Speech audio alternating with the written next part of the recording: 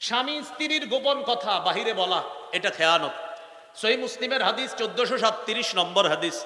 রাসূলুল্লাহ সাল্লাল্লাহু আলাইহি সাল্লাম বলেন, ইন্না মিন আ'যামিল আমানাহ ইয়াউমাল কিয়ামাহ আর রাজুলু ইউফজি ইলাল মারআ ওয়া তুফজি ইলাইহি।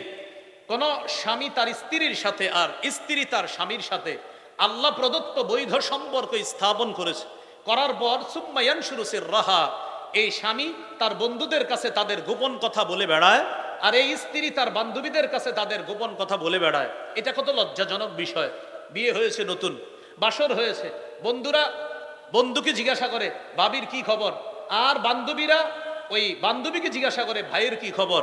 এবার বান্ধবী ভাইয়ের সবকিছু বলতে থাকে, আর বন্ধু তার স্ত্রীর সবকিছু বলতে থাকে। নবী বলেন, কিয়ামতের ময়দানে আল্লাহর কাছে তুমি সবচেয়ে বড় খেয়ানতকারী হিসাবে গণ্য হবা। সাবধান, নিজেদের গোপন কথা বন্ধুদের কাছে না বলা, এগুলা অন্যায়। এগুলা বর্তমান জেনারেশন যারা ইয়াং নতুন বিয়ে করে, সে তার স্ত্রীর সব কথা বন্ধুদের কাছে বলে বেড়ায়। এটা ঠিক না, এটা অন্যায়। আল্লাহ আমাদেরকে হেফাজত করেন। সর্বশেষ কথা, এটা একটু সবাই বলি, বলেন যে খেয়ানত করে তার সাথেও আমরা খেয়ানত করব না। আবার যে খেয়ানত করে তার সাথেও আমরা খেয়ানত করব না। রাসূলুল্লাহ সাল্লাল্লাহু আলাইহি সাল্লাম বলেন, আদ্দিল আমানাতা ইলা মানি তামানাকা, যে তোমার কাছে আমানত রেখেছে এই আমানত তুমি আদায় করে দাও। ওয়ালা তাখুন মান খানাকা, যে তোমার সাথে খেয়ানত করে তুমি তার সাথে খেয়ানত করবা না। যে তোমার সাথে খেয়ানত করে তুমি তার সাথে খেয়ানত করবা না। মুমিনের 14 নম্বর বৈশিষ্ট্যটা আপনাদের সামনে বললাম, মুমিন হবে আমানতদার। এই আমানতের উপর অনেকগুলা কথা বললাম, এগুলো আমরা মনে রাখবো। কুফুর করা সবচেয়ে বড় খেয়ানতের একটা, অঙ্গ প্রত্যঙ্গ দিয়ে পাপ করা এটা খেয়ানত, চোখ চুরি করে হারামের দিকে দেখা এটা খেয়ানত, লজ্জাস্থান এটা আমানত, হাত আমানত, পেট আমানত, পা আমানত, কান আমানত, চোখ আমানত, এগুলা দিয়ে গুনাহ করা এটা খেয়ানত, ওয়াদা ভঙ্গ করা এটা খেয়ানত, অন্যায়ের পক্ষপাতিত্ব করা এটা খেয়ানত, অযোগ্য ব্যক্তিকে নেতৃত্বের আসনে বসিয়ে দেওয়া এটা খেয়ানত, কোনো ব্যক্তিকে ভুল পরামর্শ দেওয়া এটা খেয়ানত, মিথ্যা কথা বলা এটা খেয়ানত, স্বামী স্ত্রীর গোপন কথা বাহিরে বলা এটা খেয়ানত। সর্বশেষ আরেকটা কথা আছে, সেটা হলো মজলিসের কোনো গোপন কথা এটা আমানত, এটা বাহিরে বলা খেয়ানত।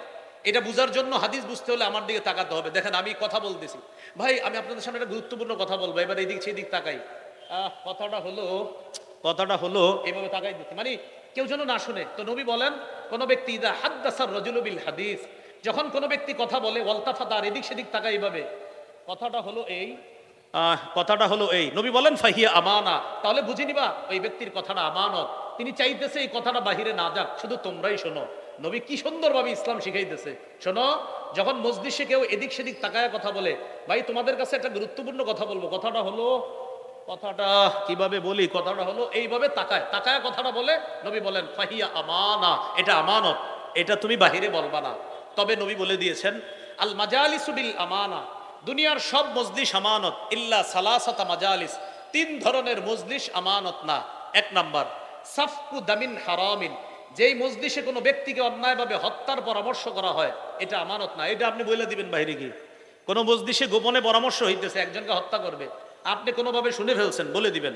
2 নাম্বার আও ফারজুন হারামুন, কোনো মজলিসে গোপনে পরামর্শ হচ্ছে একজন নারীর সম্মানহানি করা হবে, একজন নারীর সাথে অবৈধ কোনো সম্পর্ক স্থাপন করা হবে, এই আলোচনা হচ্ছে, এইগুলো আপনি বাইরে গিয়ে বলে দিবেন। 3 নাম্বার আও ইকতিতাউ মালিন বিগাইরি হাক্কিন, মজলিসে গোপনে পরামর্শ হচ্ছে ডাকাতি করবে, ছিনতাই করবে, চুরি করবে, আলোচনা হইতেছে, শোনো ডাকাতিটা এইভাবে করব, তুমি ওই মাথায় থাকবা, আমি ওই মাথায়, অমুকে ওই মাথায়, এইভাবে ডাকাতির প্ল্যান হচ্ছে, আপনি এটা শুনে ফেলছেন। নবী বলেন এটা আমানত না, এটা তুমি বাহিরে গিয়ে বলে দিবা। তাহলে এখান থেকে বুঝলাম, অন্যায় কোনো কথা মজলিসের মধ্যে হওয়া, যেটা মুসলমানের হক নষ্ট করা হয়, সেই কথা বাহিরে বলে দেওয়া, এটা খেয়ানত হবে না, এটা আমানতের খেয়ানত হবে না। আল্লাহ আমাদের সকলকে যে কথাগুলো বললাম মনে রাখার তৌফিক দান করেন। এবার আমি আধা মিনিটে পুরো 14টা বলে দিচ্ছি, দেখেন তো আপনাদের মনে আসে কিনা। 1, সন্দেহ ছাড়া আল্লাহ আর তার রসুলকে বিশ্বাস করা। 2, আল্লাহর রাস্তায় জানমাল নিয়ে জিহাদ করা। 3, জিকির করলে আপনার অন্তর ভীত সন্ত্রস্ত হওয়া। 4, কোরআন তেলাওয়াত করলে ঈমান বেড়ে যাওয়া। 5, রবের উপর ভরসা করা। 6, আল্লাহর ইবাদত মধ্যে সবচেয়ে গুরুত্বপূর্ণ ইবাদত নামাজ, এটা কায়েম করা। 7, যাকাত আদায় করা। 8, মুমিন একজন আরেকজনের অভিভাবক। 9, সৎ কাজের আদেশ করবে। 10, অসৎ কাজের নিষেধ করবে। 11, আল্লাহ আর তার রসুলের আনুগত্য করবে। 12, মুমিন যখন আল্লাহর কোরআন আর হাদিস অনুযায়ী ফায়সালা শুনবে তখন মুমিন যেন কি বলবে? শুনলাম, মেনে নিলাম। 13, সংঘবদ্ধ কোনো কাজে থাকলে মুমিন লিডারের কথা শুনবে, তার অনুমতি ছাড়া কোথাও যাবে না। 14, মুমিন আমানতদার হবে। আর আমানতের ব্যাপারে অনেকগুলা কথা আমরা জানলাম। আল্লাহ আমাদের সকলকে আমানতের প্রতিটা অংশ যেন আমরা সুন্দরভাবে রক্ষা করতে পারি, আল্লাহ তৌফিক দান করেন। এক ভাই একটা ঘোষণা দিতে বলছে, আমার একটা সংকলন আছে মিম্বরের আমানত, এক ভাই এখানে নিয়ে আসছে 1 থেকে 10 খণ্ড কিতাব। আমানতের অংশগুলা যে কোনো একটা খণ্ডে আছে, এই মুহূর্তে আমার মনে পড়তেছে না কোন খণ্ডে, সম্ভবত 3য় খণ্ডে হবে আমানতের অংশের আলোচনাটা, সম্ভবত মিম্বরের আমানত 1 থেকে 10 খণ্ড। প্রথম খণ্ড সন্তানের 64টি অধিকার, 2য় খণ্ড শিরিক বেদাত, 3য় খণ্ড হালাল হারাম, 4র্থ খণ্ড স্বামী স্ত্রীর অধিকার, 5ম খণ্ড লা ইলাহা ইল্লাল্লাহর ব্যাখ্যা, 6ষ্ঠ খণ্ড নামাজ, 7ম খণ্ড 8ম খণ্ড নামাজ এবং বিভিন্ন নাপাক পাকের মাসাইল, 9ম খণ্ড জাকাত, রমজান নাফরমানি সম্পর্কে আলোচনা, 10ম খণ্ড রমজান পরবর্তী করণীয়, 8টি করণীয়, হজ, কোরবানি আর মুহররম মাস সম্পর্কে আলোচনা। এক ভাই এখানে নিয়ে আসছে, আমাকে বলছে বলে দেওয়ার জন্য, বলে দিলাম। যাদের প্রয়োজন হয় তার থেকে সংগ্রহ করে নিতে পারেন। মিম্বরের আমানত, উনি এই মুহূর্তে কোথায় আছে আমি নিজেও জানি না, যেখানে আছে ওখান থেকে সংগ্রহ করেন, হয়তো এই পাশ বা এই পাশে থাকতে পারে। জি, আসসালামু আলাইকুম রহমতুল্লাহ। প্রধান সাক্ষী কে বলেন তো? আল্লাহ। বলেন প্রধান সাক্ষী কে? হ্যাঁ, আল্লাহ প্রধান সাক্ষী। ওয়াকাফা বিল্লাহি শাহিদা, সাক্ষী হিসাবে আল্লাহ যথেষ্ট। আল্লাহ আমাদেরকে এই কথাগুলা মনে রেখে অঙ্গ প্রত্যঙ্গ সহ সব ধরনের গুনাহ থেকে বেঁচে থাকার তৌফিক দান করেন। তাহলে আসেন মূল আলোচনায় চলে আসি। ওই যে আমানত, অঙ্গ প্রত্যঙ্গ দিয়ে গুনাহ করা, এটাই খেয়ানত। এজন্য আমার চোখের দিকে একটু তাকান। এই যে চোখ, এখন আমি চোখের কোনা দিয়ে একটা হারামের জিনিস দিকে তাকায়া আবার সাথে সাথে চোখ নিচে নিয়ে আসছি। মানুষ বুঝে নাই আমি যে হারামের দিকে তাকাইছি। আল্লাহ বলে, বান্দা আমি কিন্তু জানি তুমি যে চোখের কোনা দিয়ে হারাম করে মনে মনে খারাপ কল্পনা করতেছ, এটা কিন্তু আমি জানি।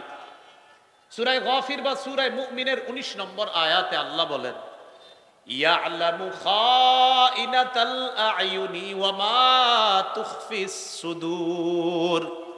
চোখের চোরাই, চোখের খেয়ানত, ইয়ালামু তিনি জানেন, চোখের খেয়ানত, চোখ কোনা দিয়ে চুরি করে কি দেখে হারাম জিনিসের দিকে, ওয়া মা তুখফিস সুদূর, আর অন্তরে কি খারাপ কল্পনা করে, আল্লাহ বলে এটা আল্লাহ জানেন।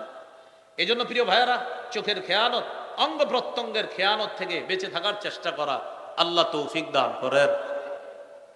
সূরা আনফালের 27 নম্বর আয়াত, এই আয়াতে আল্লাহ তাআলা বলেন, ওয়াতাখুনু আমানাতিকুম ওয়া আনতুম তা'লামুন, জেনে শুনে তোমরা আমানতের খেয়ানত করো না। ও ঈমানদাররা, জেনে শুনে তোমরা আমানতের খেয়ানত করো না। আয়াত